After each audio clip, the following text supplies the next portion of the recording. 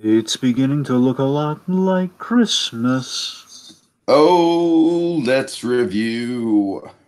We'll analyze the scene Sounds holly jolly to me. before it's over. Let's begin. Bum. Bum. That's right, folks. Since the Christmas season is upon us, we thought the best way to celebrate and get into the holiday spirit would be with some holiday reviews. 12 to be exact. Decoratively divided into four categories for your Yuletide pleasure. So silver up those bells, light the multicolored lights, and go out and build a snowman. And join us as we get into some seasonal shenanigans. Woo! And tonight, Dragon, we are unwrapping the second of our sequels category. Oh God, we're unwrapping Beauty and the Beast, Bells. No, I'm sorry, not Bells Enchanted. It's just the Enchanted Christmas. Yes, it's the Enchanted Christmas. Which, like, I feel like there's like a minor Mandela effect thing going on with this title, but I know what it is. It's just the fact that You're thinking of like Bell's Library or Bell's Magical Storybook or something, that other one. The other yeah, one yeah, is yeah, like all. exactly. I'm thinking of like Bell's Magical World or something Yeah, like that's that. the one. Bell's Magical World, the one where she's I'm all wall-eyed confused. and weird looking. Yeah. Yeah, yeah. All right, Dragon. You want to know my opinions of this movie? I'll tell you my opinions Is of this is it a movie. tale as old as time, Tiki? You ready? You Yeah. ready? It stinks. It stinks. It stinks. Yes, Mr. Sherman, everything stinks. Yeah. I mean, Dragon. This movie sucks. It's just my God, my God. Oh, there's very little redeeming about this movie, Dragon. I heard the legends. I heard the legends, Dragon. I heard the legends. I heard the legends foretold of how bad this movie was. Lindsay Ellis warned me about this movie back in the day, Wait, Dragon. wait. Lindsay Ellis claimed that like one of the bottom of the barrel Disney sequels. I didn't believe her. I was a fool. I said, let's go ahead and do it anyways. Dragon, thank God for Tim Curry, because without Tim Curry, this thing would be unwatchable, man. I mean, this is just it's so bad. It's so bad. The songs are just awful. They drag on forever. I feel like there's some serious let's just say for all the people who love the Stockholm syndrome theory, there's some very problematic stuff in this movie that kind of supports that. I mean, this movie is just it is so all over the place, man. It retcons a lot of the good morals out of the first movie. I mean, it's just oh Jesus Christ, talk about a bad sequel, Dragon. Let me ask you this. So have you never seen this before? Getting No, no, never. I have Wow, nostalgia for like the ad campaign around this movie. Like I remember this movie being advertised, but I never have gotten around to watching this.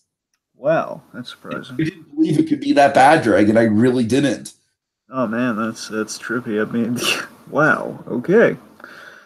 All right. Well, okay. So my thesis is, for me, this was like a nostalgic VHS piece for me. It's like one where I recalled this one because it's like, oh my god, another Beauty and the Beast, get out of town.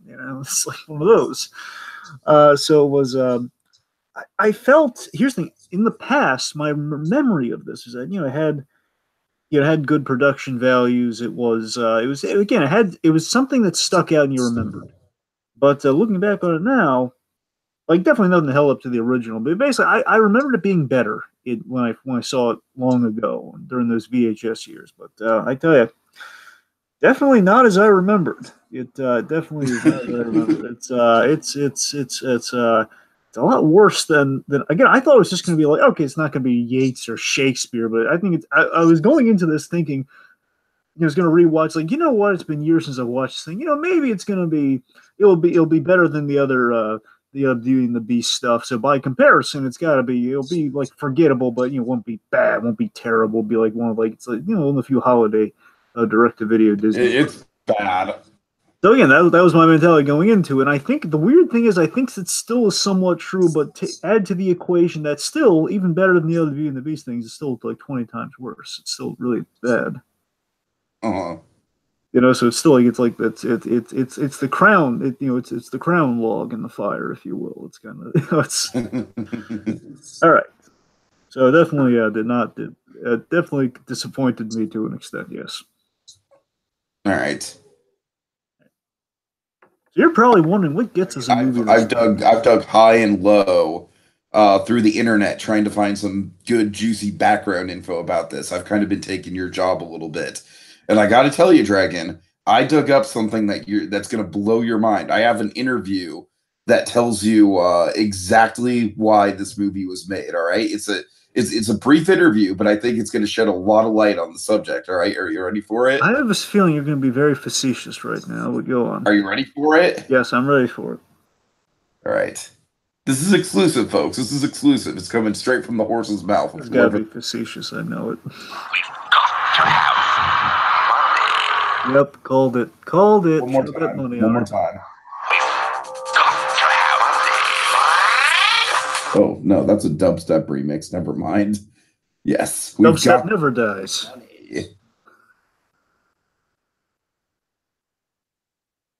Got to have money. Well, you're not wrong about that, but there's a little bit more backstory. Just a little bit. Just a wee bit. Wee bit, yeah. So this was so the Enchanted Christmas was towards the start of the direct-to-video sequel craze. It wasn't the very first one, but the idea is, to my knowledge, Return of Jafar comes out. That was the first one they did, and again, that was like a phenomenon. Like, well, what if we do a sequel to Aladdin? It was really popular. Let's do another one. But we want to do kind of a pilot to a TV show, and we did so. And of course, at the time, it sold a lot of things because parents and kids are seeing it as basically like what I had with Enchanted Christmas. Like, oh my god, another Beauty and the Beast. In this case, oh my god, another Aladdin. Gimme, gimme, gimme. So you get it. And you made a lot of money. Again, whether there's some critical reviews after that or not, it just doesn't really matter in the grand kind of money machine of it all. It's like it sold a lot. So they figured they'd make money on their near us. They anyway, sorry, let me rephrase that. So basically, they figured they're going to make money on their near Oscar winner, Beauty and the Beast. And Go ahead. I got to check on something. Just continue. Sure. All right. Anyway, so they used the Canadian Animation Studio, which years later they would do things overseas in Canada, but I believe it's the first time they're really trying that out with this movie. Beyond that, let's see. Originally, this is the mind blowing thing here. It's like the one really big mind blowing thing for you folks out there. Originally, the sequel was to be really like worse than the story you have here. Almost the original sequel was supposed to be an honest to goodness sequel with Gaston's brother getting revenge on the Beast. No joke, using magic to turn the prince back into a beast and frame Belle for it somehow. That's right, folks. The initial plot of this movie was a frame up story for Belle. Silly, I know. Just really ill fate and ill thought out. And they realized this, and they basically they figured they're gonna go the mid-cool route. Kind of like Lion King 1.5. But again, kind of the first iteration of a Lion King 1.5 idea. It was the mid-cool idea of let's not just retread everything. Let's just not undo the whole big razzle dazzle of Beauty and the Beast. Let's just tell a story that fits into the little niche that's covered in the first movie between that little time kind of little when Belle becomes a prisoner up to when the movie ends. Basically, that long winter she's been held captive. Like that's kind of what. Oh, you mean the point where basically she has Stockholm syndrome? That charming little point in the movie. Well, essentially, yes. During the Stockholm period, that's basically showing. Basically, took the story up. Stockholm ages. Yes. And so let's see. So again, it's the first. No, I think that's about it. They basically went with the mid-cool idea. It's really all you need to know. All right. Ooh, okay. So Dragon hit us with the I can't even be sarcastic about it, Dragon. Just do the plot.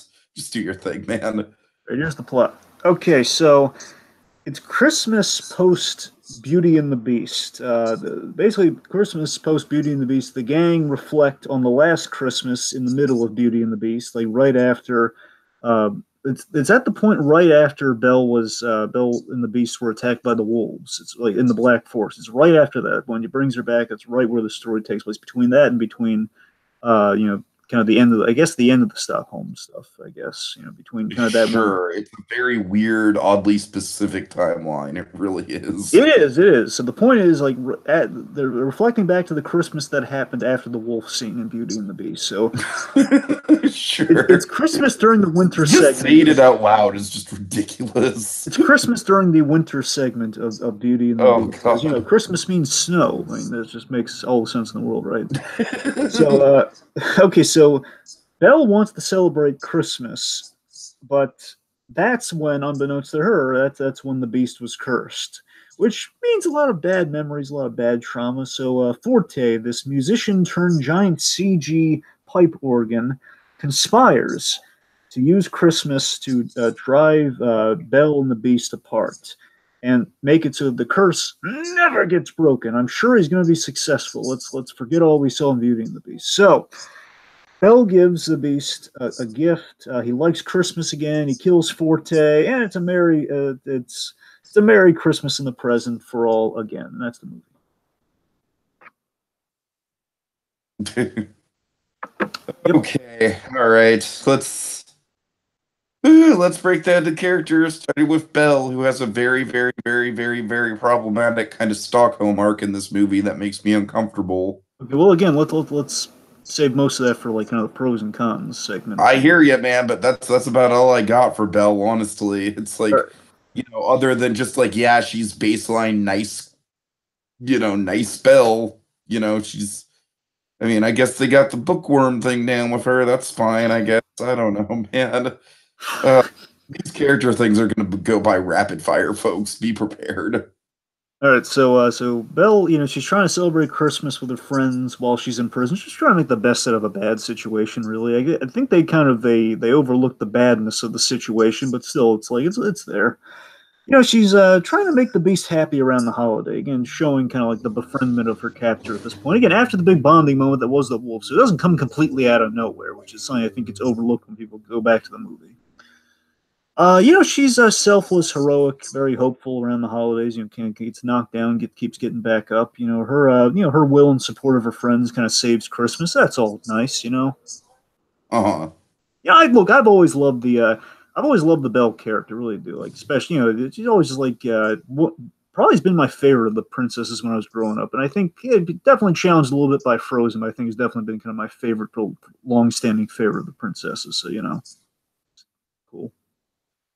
I don't know. To me, I feel like she could have heeded the warning about the Beast, like really not liking Christmas. It seems like they just kind of like gloss over that. She's like, "Oh, don't worry, it's fine. This is fine." Well, I'm not saying it gets communicated in the best of ways, T. But as a premise, like screw it. I'm a prisoner. I'm gonna, I'm just gonna have a nice Christmas here because it's all I've got. It's kind of like in concept, that's not a bad idea. It's like in concept, sure.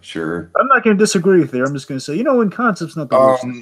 The song where she's singing about how much she wants to fucking befriend her captor makes me really, really uncomfortable, if I'm being honest. Well, to be fair, that's something they're kind of trapped with the premise, all right? Now, again, that's kind of a fault in logic. It doesn't mean they have to write a whole song around it, dude. Okay, that's a fair point, yeah. Okay, you got me there. About, like, I want my captor to like me. Yeah, you're not wrong. Does he like me XOXO? Yeah. All right, okay, moving on. So let's look at the other half of the Stockholm pairing. Let's talk about what worked for Patty Hearst. What they do to you, Beast? What they do to you? This is almost as offensive as the 2017 movie. Think Okay, let's. I gotta tell you, not quite, but almost. In all fairness, though, I gotta tell you, I think the Beast. I think the Beast fares better than you give him credit for here. I mean, compared to what he fares better than Belle, but man, he's really watered down. He's watered down, but at least he's still in character. All right, give him that. I mean, it felt consistent with the Beast. I gotta give you that. It's all right. So the Beast, he's dealing with So Beast is dealing with the painful reminder of the curse and the selfishness, and his selfishness as a we'll get to prince. how funny they retroactively write the curse stuff, man.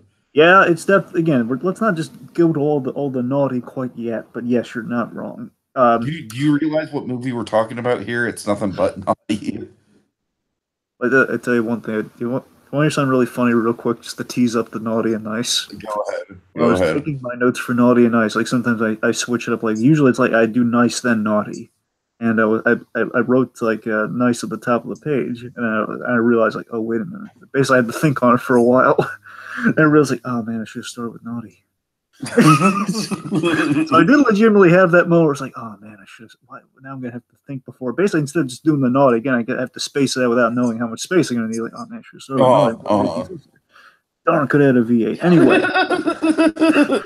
So back to the beast here. So again, in concept, again, I do like what they're going with the beast here. Again, if you're gonna do the curse thing again, just making lying in the bed that you made for yourself. You're gonna do that.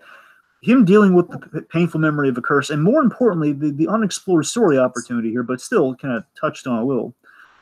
Looking at reflecting on himself as a prince, which in the grander scheme, I think what they're going for is this is the kind of stuff that's supposed to kind of get him to his eventual arc. He's regretful of how he acted as a prince. So that's not a bad idea in concept, but still could have been fleshed out more. Like he's a guy. Like I love that he's a character who. Like, think about this. This did occur to me with the Beast in this story. That again, I really wish they would have hit on more, but because it would have been such a good idea. Is that the Beast is a character in this? He's a guy who needs to reflect, yet he can't stand his own reflection. It's kind of neat when you think of it. It's a guy. That's like some Harry Potter shit right there, man. Gotta be honest with you. Is that good or bad? Bad considering Fantastic Beasts. Oh. Well, anyway. He doesn't need to literally look in a reflection. I'm saying symbolically, he needs to reflect on himself. Okay, well, to be fair with Harry Potter, it's like they're literally like looking in like, hey, look in this mirror and it'll show you what your heart desires most because we have stupid wizard logic. All right, I'm gonna make this relevant here. I'm gonna cite Daddy's Home too. Okay, forget the mirror. Forget the mirror analogy. Okay, look at the mirror. Put it away. The mirror has been put away. All right, so the Beast, he's making an attempt to be nicer and in the holiday spirit, and he almost gives up hope. Here's the thing that's really cool, retroactive, I completely forgot about, though, I gotta tell you. I do love the idea that the Beast almost completely gave up hope. He almost smashed the rose. That was a pretty big moment for him. It's like, wow, shows some potential for growth, which ultimately, as we know in Beauty and the Beast, kind of saves him. That's kind of neat. Again, like that moment, he almost crushes the rose. Like, wow, that's basically tantamount to I've given up on everything. Yeah. All right. Okay, so let's talk about the servants. All right, just I guess rapid fire. Well, Lumiere is pretty consistent. Yeah, I mean they're kind of just baseline what they were in the first movie, right? I feel like in terms of characterization, they don't really get botched in any way. Well, okay, Lumiere's on the money. Importantly, they know if we screw up Lumiere, we're never going to hear the end of it because everybody likes Lumiere. He's pleasant. So, he's the right hand of the Beast. Except they kind of just write the feather duster out of this movie almost entirely, though. That kind of bothers me with Lumiere. Yeah, you're not wrong. He's giving the romantic advice. He knows what buttons to push. Again, it's basically classic. Lumiere's on the money. Cogsworth, is the taskmaster who wants the... Cogsworth is a little bit more problematic. I mean, I didn't mind him, but he is even more uppity than he was in the movie. I had a logic problem with Cogsworth in this, man. And my problem was that Cogsworth, he's all against Christmas because he wants to follow the master's rules and everything, but then he finds out about all the Christmas food. Like, can he even eat? He's a clock. Oh, God. How does that work? I mean, it is a direct-to-video Disney sequel, Dragon. You can't expect much from the writing. Well, yeah, but I mean, literally, if any, you could have, upped the glory and everything of, you would have brought the Christmas back. You would have redeemed Christmas in the Master's eye. Instead, it's like, hey, right? You formerly used to be a fat guy, right? But, yeah, so Cogsworth's just kind of Cogsworth's out to lunch, essentially, on this one. Then we have Mrs. Potts. So I got to tell you, I think Mrs. Potts gets the shortest end of the stick here. She's pigeonholed in a very small role. She literally has one scene with the Beast. And the one thing I do like about that scene is the Beast. The Beast rarely interacts with Mrs. Potts. It's the Beast is the Beast is like saying yeah, he's just basically being bored to tears by Mrs. Potts trying to stall. So that's kind of funny when you think about it. Oh, But on the whole, it's like, man, she's the framing device, the whole thing. She's telling the story, but okay, what? And how if she's telling the story, how would she know about all the Fife stuff and the B plot? But then again, it's like he probably right. The point is Mrs. Potts gets the shaft here, but then importantly, I think the character gets the best justice in the whole thing. I think Chip gets a lot to do, and I think Chip is Belle's sidekick. That was nice. Yeah. I mean, for anyone who like grew up on the animated movie and like, and likes wants more Chip in their life, this movie's for you, I guess. And here's the thing: Chip, I thought was cute, and I like him as Belle's little adorable sidekick. But here's the problem, though: Chip's kind of stupid. A little bit. Chip kind of forgot what Christmas was, and it's kind of stupid. So there's that's kind of problematic. It's a big problem, yeah. So, but again, he's a little kind of cutie. He's a little Chip taken out of him. His name is Chip, and he's just gonna go around judging the Christmas trees and stuff. Again, no real substance to it is what I'm getting at here. But it's like, hey, it's Chip. Okay. All right.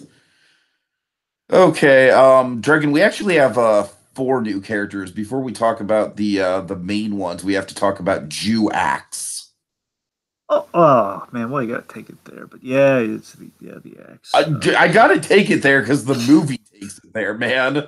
I mean, this stereotype, if there ever was a stereotype, my God. Yeah. I mean, this is like the most poorly aged thing in the whole movie. It's basically Jewish blackface.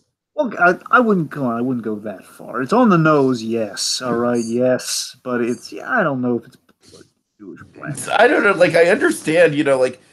I think it would be better if they would have like given him more to do with the Hanukkah stuff. Maybe it's just kind of out of left field. And it's just like a Jewish caricature, and it's just like unflattering to say the least. I mean, here's the thing that I think redeemed it a smidge. I emphasize smidge is the fact it just kind of makes you kind of scratch your head, wondering, like, why is the axe Yiddish? I mean, looking at that's kind of the non-offensive purview I'm looking at it from. Is like I don't know. It's stereotypical, yes, but it's like, well, it's just kind of it's a weird choice, So why make the axe Yiddish? It's just kind of funny. I don't know. It's just kind of such a weird choice. But you're right. I mean, it's definitely they definitely could have eased up the Yiddishisms a little bit.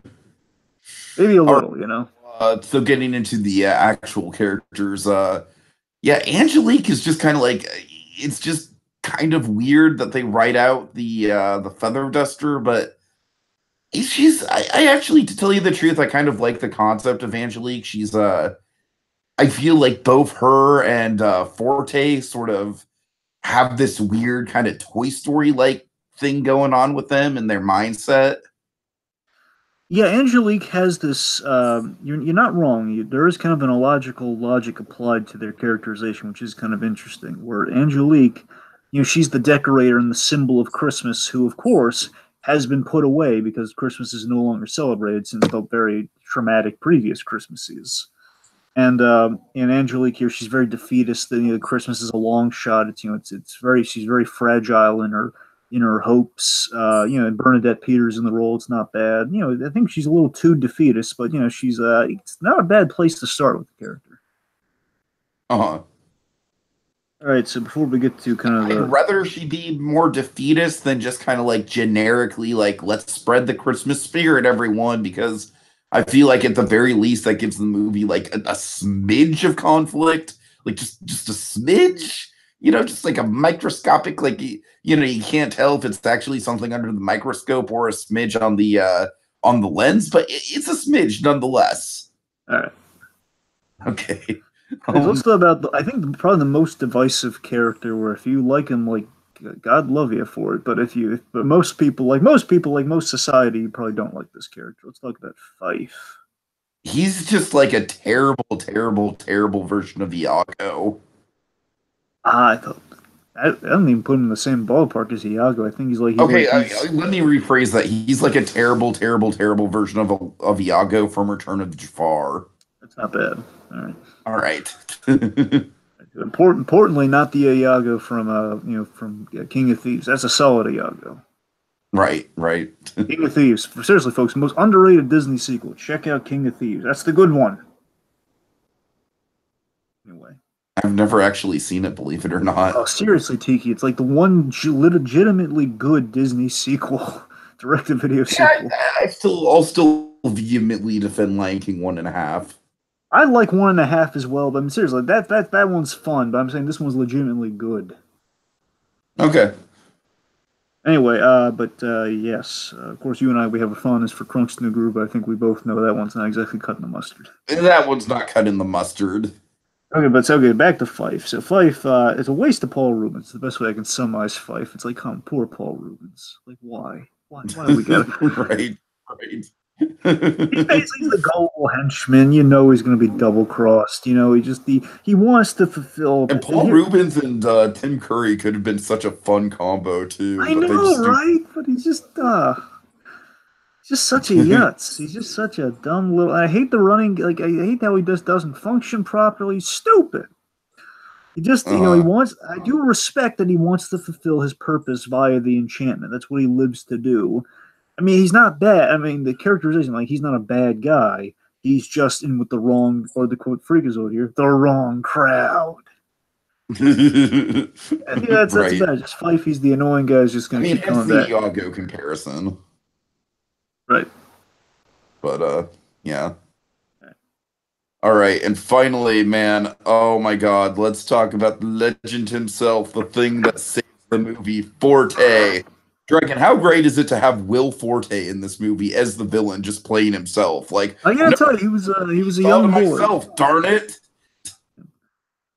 Yeah, Will Forte. Yeah, God, yeah, you never know, folks. But seriously, Will Forte. You want to see the best role Will Forte? One of the best roles Will Forte's ever done. Watch. Sorry, I'm thinking of the National Lampoon's biopic right now, but I'm blanking. I think it's not Drunk, Stoned, and Barely Dead. God, yeah, I know what you're talking about. Anyway, sorry, let's get back to this. Anyway, point is, Will Forte did a really good biopic recently, but no, it's not Will Forte. It's the actual Forte, portrayed by the great and powerful Tim Curry. Oh, out to the chief. This organ sounds like he fucking ate Nigel Thornberry. Pretty much. Dragon, I really don't want to say too much about this guy because he's just like, he's the savior of the movie, and I cannot think of a favorite moment that does not revolve around him. But yeah, I mean, even then, his motivation's very weak. It is, but here's the thing. I think Forte had the most potential out of everything. I think Forte's at least the closest to fulfilling his potential. I think there's a lot of stuff done right with Forte. Doesn't end up going right, but it starts off right. Forte, in itself, it's Tim Curry having fun with an egomaniac composer, which in itself is just great. It's Tim Curry's version of Amadeus.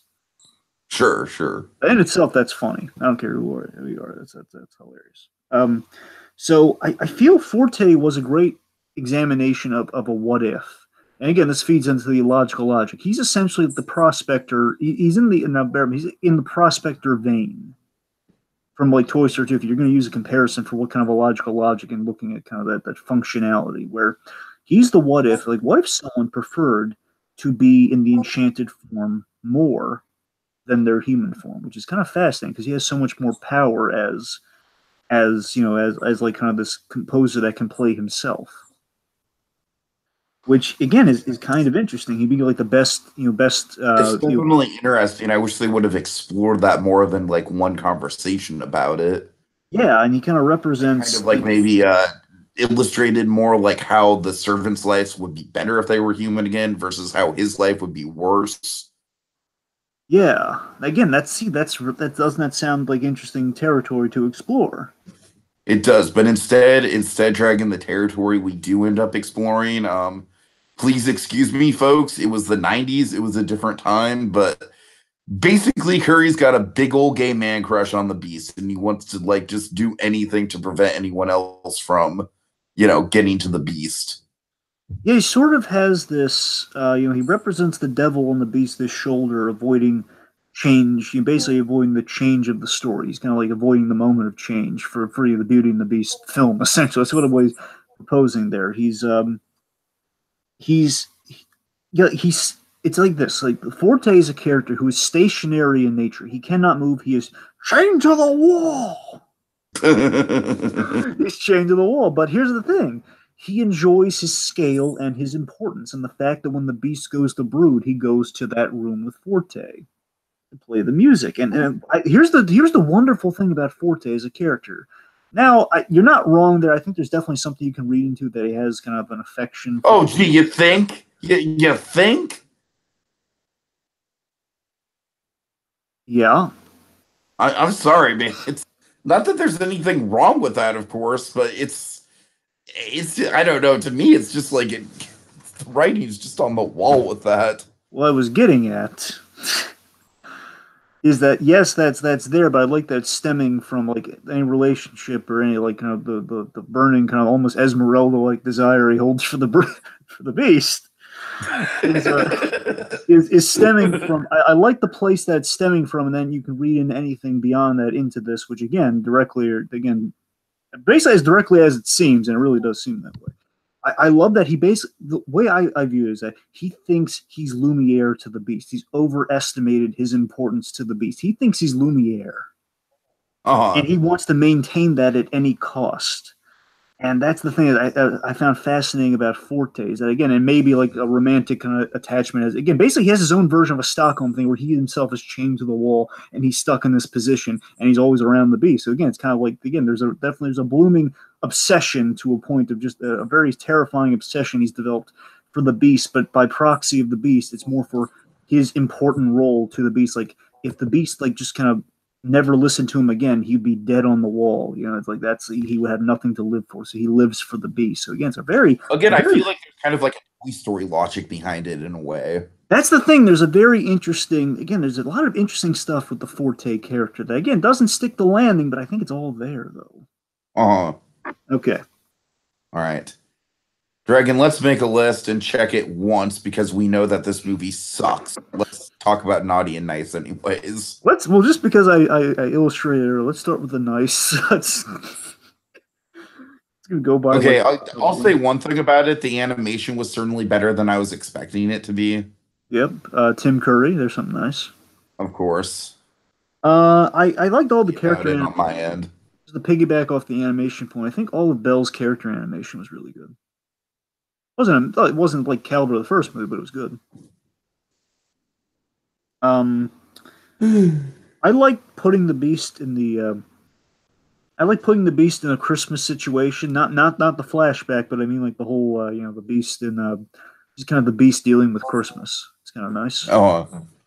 The animation on Forte is haunting and nostalgic because again it's dated, but it looks really haunting. Like when you're a kid, especially if you watch this for the first time, way back then it's like the early computer animation. Just something felt off and wrong about like computer animation. Yeah, it was pretty creepy, Dragon. I gotta say, I'm pretty sure Forte's appearance in the trailers is one of the things that kept me away from this movie as a little kid. So that maybe explains why I never got around to seeing it. And that's the reason it's stuck in my mind for all those years without having to really go back to it. Because again, like that Forte thing, it's implanted in there, man. You don't need to watch the movie again. You want to go to all the Forte scenes, which essentially is the effect years later. I want to go to all the Forte scenes. The Midcool, I wanted just to applaud. The Midcool is ambitious in concept. It's not well executed, but in concept, I do respect the Midcool choice because we've seen Midcools done well with Lion King 1.5. A Midcool can work. Bambi 2, I haven't seen it personally, but I've heard it's among the best Disney sequels. All right, let's move on to the naughty. Oh God! Well, like we said, the choice in where to fit this in the timeline makes it very problematic from a Stockholm perspective. It really does. Let me see where to start with. I mean, I'm going to pull the thread on that one. Just keep going into exactly why. Let me hit you with this. All right, so I feel on the whole, I think the systemic problem this thing's dealing with is that it's overcompensating for a direct-to-video by specifically with Forte. As much as I love Forte, there's something really. Here's the thing that really turns me off the Forte years later. Is that we've overpowered Forte because it's a direct-to-video. Because basically making him magic, that was a mistake. felt that was a really big, like how he basically he plays the notes, they have like the green magic of the musical notes coming alive, and they're doing stuff. That to me, like you could argue it's like artistic expression, like it's not really there, but it's it's to us the audience, it's illustrated. Like how do you animate music? You can make that point, but it's still he's doing magicals. Like literally, for anyone who's making that point, he causes an earthquake in the mansion. That's in the castle. It's stupid. I really makes me wonder if going more subtle would have helped. Like I would wonder, like again during the big climax. Think about again one of the things I really like about the movie, the Beast about to smash the rose, and that's a great example of it. But then we have this bit where because he's playing his music so loud, like the rose, the bell jar on the rose, like goes flying. So it's up to Lumiere and Cogsworth to catch it in a comedic fashion. This big prolific image of Beauty and the Beast, tossed around like it's a screwball comedy. Mm-hmm. See what I would have loved, and this makes it, if they went more subtle with it, wouldn't this be great? You have Forte plays mind games with the Beast again, talking him into maybe smashing the rose and kind of making him all defeatist about the holidays, and maybe plays a note because we saw he can play a note so loud he can shatter windows. What if he plays a note so loud when the Beast spurns his affections that he cracks the bell jar glass? Imagine how much more effective that would be. Sure. Yeah, I mean that's the thing. Like they overcompensated with that setting. It's like they had to make it really important, but again, and making it too important and getting Belle and getting the Beast and Belle to go through an arc within their own story is really difficult because then people know what the arc leads, and it's much better there than here. Yep. Like Belle, here's the big visual problem. Basically, you can kind of see it in the image we chose here. But Beauty and the she's in the yellow dress in the movie. But when you see, here's the thing: they're in the iconic dress where the whole movie, the original movie, is hinged on them being dressed like that for the first time, and then we do it right before that happens. I think that's the most glaring issue of all to me. It's like the most glaring. Like, okay, well, we don't need the rest of the movie then because they're all good. It's Christmas though, I mean, I wasn't thinking about that as much, Dragon, just because it's like, to me, I'm just so battered and used to like the plot holes of these Disney sequels. I'm like, whatever. It's not as bad as McGonagall being a teacher like 30 years before she's even born in the Harry Potter timeline and Fantastic Beasts. Whatever. Let's see. As I mentioned, Fife is a waste of Paul Rubens. It goes, it's definitely there. Okay, to me, hands down, the single worst element of this movie was the songs. Like, hands down. Really? Songs were just almost unwatchable. Like, all of them were just so poorly written. Oh, God. I mean, just... music, here's the effect of the music. They dragged it out, Dragon. The songs just dragged. They felt like they went on forever. The movie's an hour and 5 minutes long, yet with the songs and everything, it just feels so long and so slow. It feels like it's at least 2 hours long with the songs. It does, and even as a kid, I was feeling that way too. I just want to get to the Forte parts. Why am I bored with the rest of this? And okay, here's a few things. So, with the kind of the convoluted timeline of the midcool here done wrong. Here's a big problem. Here's a big logic hole. All right, so we're going to the Black Forest again. We're doing that again. Literally, the whole premise of the movie is like it's right after the Black Forest scene. Like, did she learn nothing? Right. And they say that too. I'm not reading into it. They literally say right after the Master was, attacked by wolves. Like that's the same thing. Yeah. So it's a very forced low of lows because we have to get Belle and the Beast to be like, oh, you left the castle again. Literally, you couldn't have come up with anything else. Really? Hey man, it worked in the first movie. Okay, and one last thing. Okay, here's a biggie. I feel like we need the nostalgia critic, like, first movie running gag here. Okay, here's a biggie. Here's one big logic thing. Here's something that bugs me too. So Belle does not address, again, this is the problem with the midcool. When you don't address that, it's really a midcool. Which just feels like, again, they're trying to be a sequel yet a midcool at the same time, which definitely butts heads a lot with the logic and the plots, where Belle is not addressing her father at all, or the fact that she's being kept prisoner, despite kind of the Stockholm thing coming into play. It's like, she's like, it's Christmas time. She's not thinking about her father, her poor enabled, Yeah.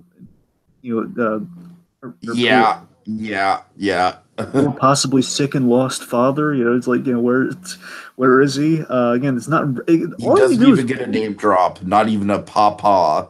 well, just mentioning like, oh yes, my papa and I would do Christmas all the time. They like motivate her for why she wants to do Christmas so bad. Things are so terrible. She's without her father for the first time around Christmas. I don't know. All right, so that's all I got for. Well, it's all I have right now for naughty. So. All right, all right.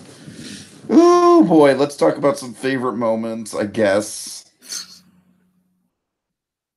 All right. And Dragon, do you have anything that comes before Forte? Uh, no. All right, then I'll just fucking blow through this, man. Forte, as Dragon has been illustrating, is easily the most watchable part of this movie. You know, every time he comes on, it's like, oh, good, something that's actually going to be entertaining.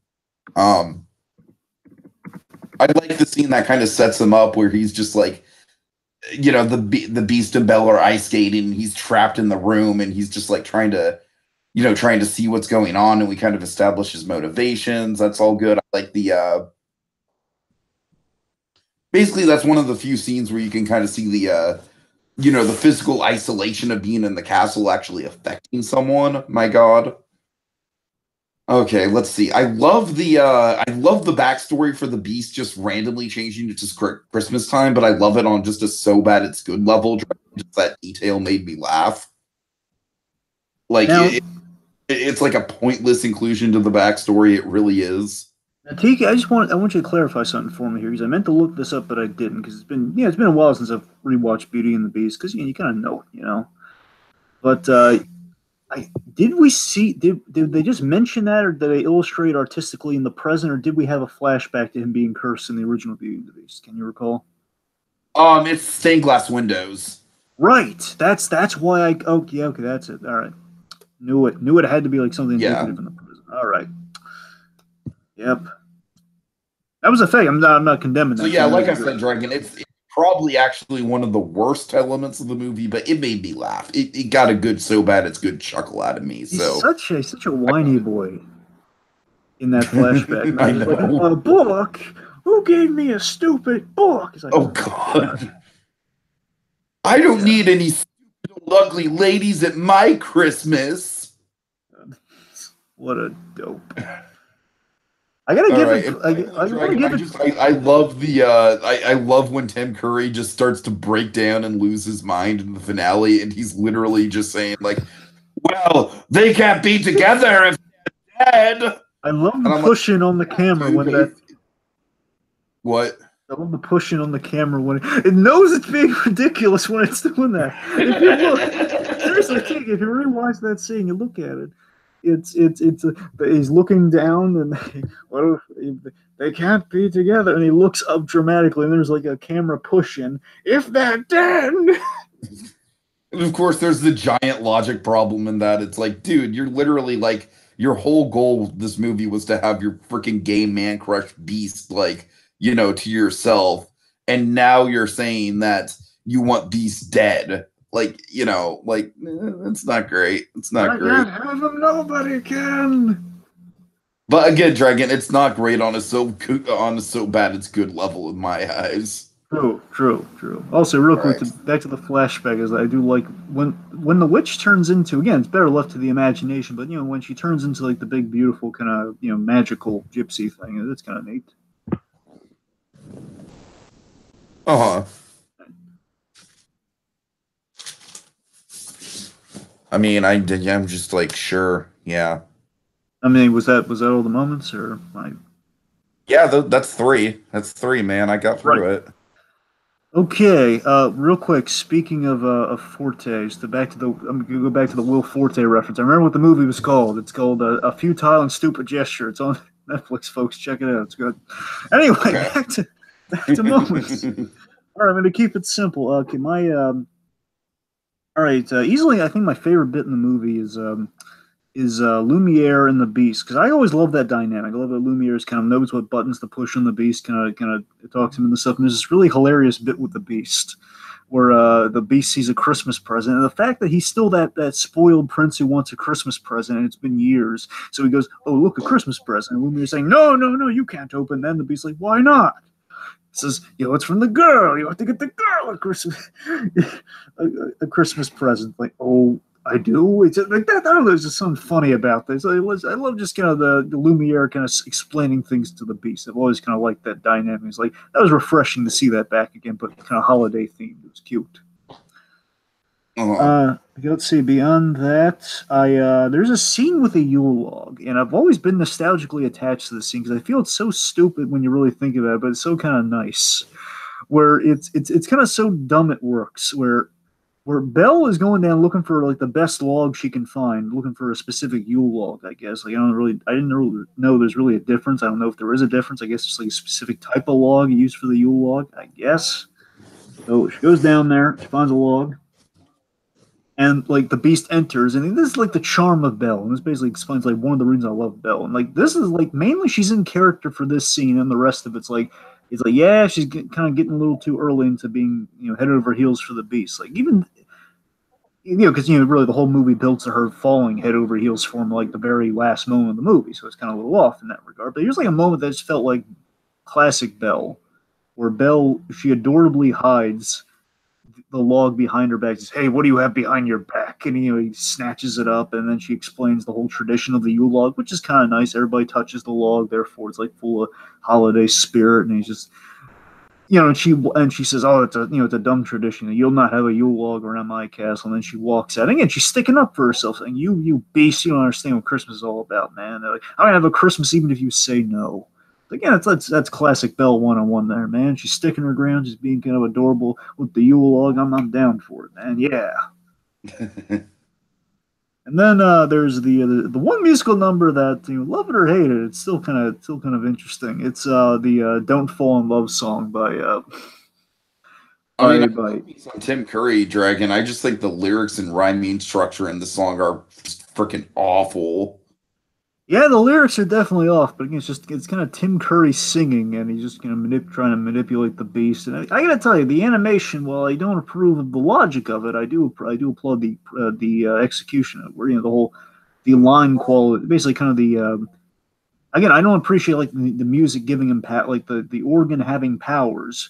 But I do like how he's bringing to life the musical notes into like the shape of these cherubs and like love in a negative sense. Again, it's kind of visually it's kind of dazzling, I guess, to an extent. Again, it's kind of just Tim Curry singing, having a good old time. Yeah, if you really look under with a fine tooth comb, the lyrics do not make a lick of sense, but it's okay.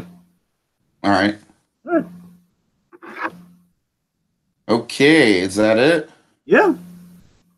Okay, Dragon, and now we ask the daring question.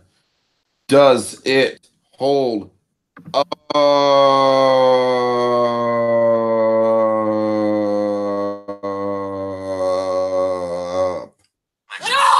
God! No, God, please, no! No! No! No! Okay, real quick, I just want to say I love that clip from The Office because I remember that one. That's Michael Scott. He's hated Toby for all these seasons, and then Toby comes back, I believe, from his banishment at the end of season 4. It's just this instant response to Toby is that no thing. That's the cold open, and it's perfect.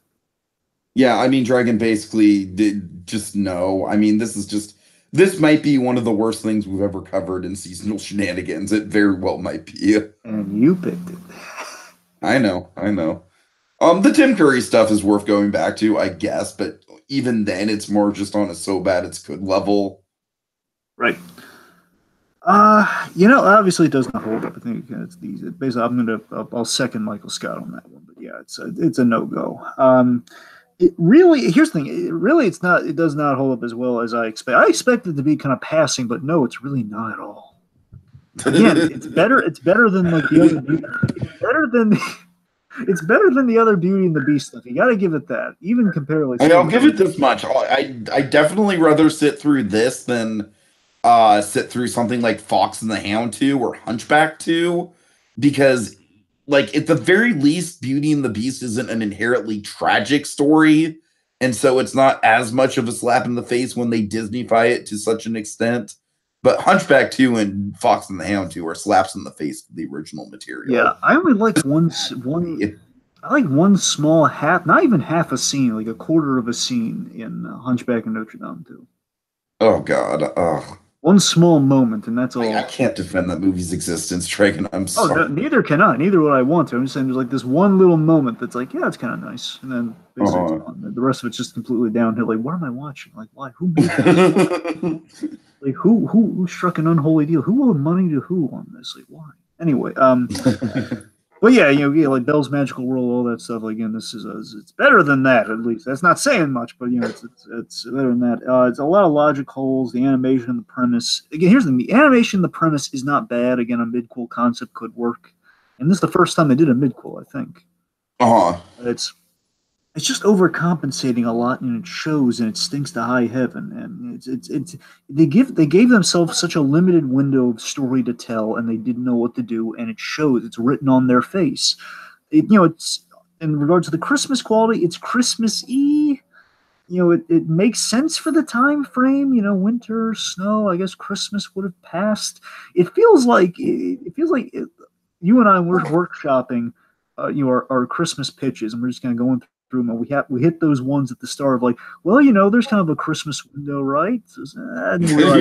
Right. This is when you're trying to justify something having a Christmas. Although, Dragon, I feel like you and I could come up with a much better Beauty and the Beast Christmas special than this. Honestly. I would like to think so, but me, I'd probably I imagine. I'm just going to throw this out there, literally off the top of my head just now when you put the idea in my head. I'm just going to throw this out. Okay, what if? It is set after the movie, but maybe, I don't know, we have a few flashbacks, like small vignette flashbacks to some seasonal stuff that tells a story of how the Beast, again, how Belle had a chance at changing the Beast's heart, and it was around Christmas. He showed like maybe a smidge of good in him, and let's not tip our hat too much, Yeah. Okay, so that's about it. Okay, so let's end this puppy. Well, kids. Time to dash away all, but as we wave goodbye, don't you cry. We'll be back again next time. For even more seasonal shenanigans. La la la la la la la.